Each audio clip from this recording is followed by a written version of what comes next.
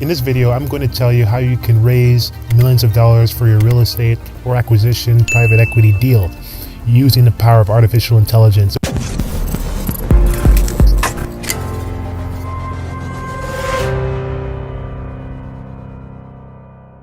So if you stick to the end, the video will make more sense. So I'll be able to show you how you can apply the 3 tactics to raise more money using artificial intelligence today that you can apply. As you may or may not know, OpenAI has released something called ChatGPT to the public in a way that is really easy to interface with. And so this allows people to input any command, and you can basically get it to do anything. For example, formulate an argument for me to use the Regulation D 506C exemption as opposed to using the Regulation A crowdfunding exemption with the Securities and Exchange Commission, and it would output everything you want. So using this type of technology, some people may wonder, how can this make me more money? So there are 3 ways, and the first way is it's not really going to replace human beings yet. It may take, who knows, it could take 10, 15, maybe 20 years for it to replace 95% of what normal jobs are doing, like what securities lawyers are doing currently, and then they would have to change what they're doing.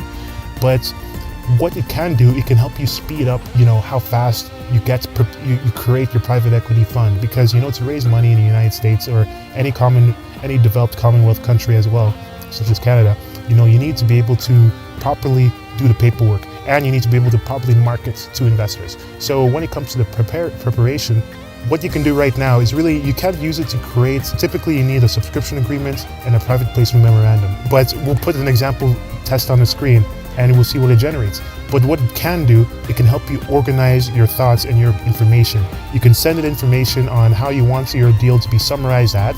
You can create a term sheet by saying, write this in bullet form, or create this as a term sheet, or create this as a summary, and it will create it. So if you're in the drafting phase of your private placement memorandum or your subscription agreement, which are the documents that people need to be able to sell their deal to investors, it can help speed up the process. I'm pretty sure that lawyers and consultants and platforms are going to be using this to speed up their work. And the second way that this is going to help you raise more money is when you're actually sending the emails to investors.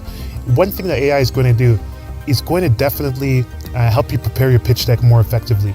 So again, the AI is not really good at creating new pitch decks from scratch. There's several companies that are actually doing this and helping people create pitch decks automatically using one-word commands.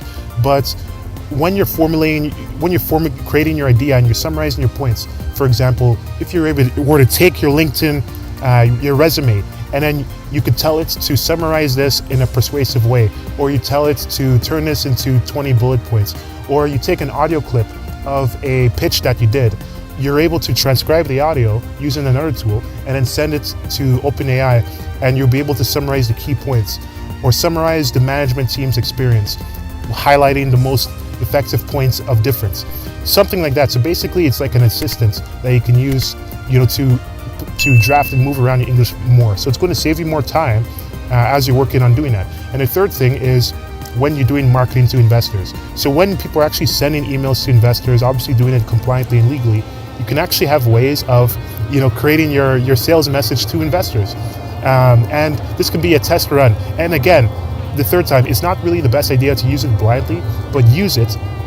But take basically your ideas, take the summary, take all the information of your ideas, and then send it to the AI. Tell it to summarize the key points in a persuasive way, in a bold way, and then test it after you review it and fix the mistakes. And after you test it, it can help you draft your emails up much faster.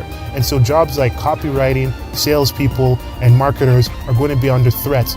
So then you can definitely use this as the opportunity to remove some of that labor in drafting things up when it comes to the sales message. And when you go to investors, you can actually test subject lines in emails. You can text scripts in calls to use. Like write me a quick call script for a 2-minute call, or make an example conversation between an investor that's skeptical and a salesperson that is aggressive. And you can start to test and see different scenarios that could play out, and you can use it as a way to test things. And obviously this is like iPhone version 1. It's obviously going to have some problems, but when you look out 5 years later, it's going to definitely replace a lot of what you're doing that is ineffective. And so how do you actually get it together, and how do you actually make money with this? Well, the way to make money with this is to make sure that you use it to save money. So if you pay people hundreds of thousands of dollars or tens of thousands of dollars to do things that have already been drafted, you're going to waste a lot of money.